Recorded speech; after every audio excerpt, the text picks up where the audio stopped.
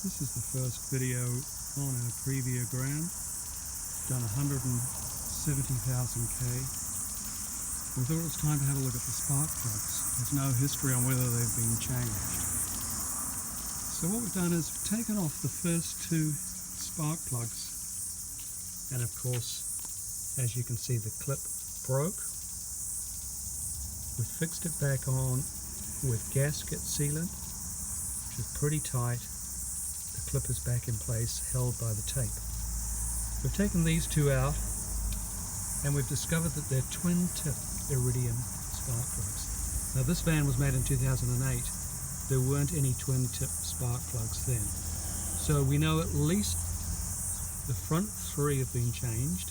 We assume the back three were changed because it looks like there's been work in the back here.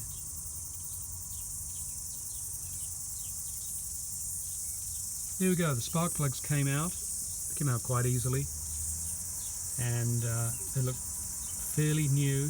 They didn't look worn. So we're happy, we're comfortable that at some point this van probably had the spark plugs changed. The twin-tipped iridiums only came out in 2015, so maybe they were changed 6 or 7 years ago, these plugs. So we're happy to let it go with these plugs.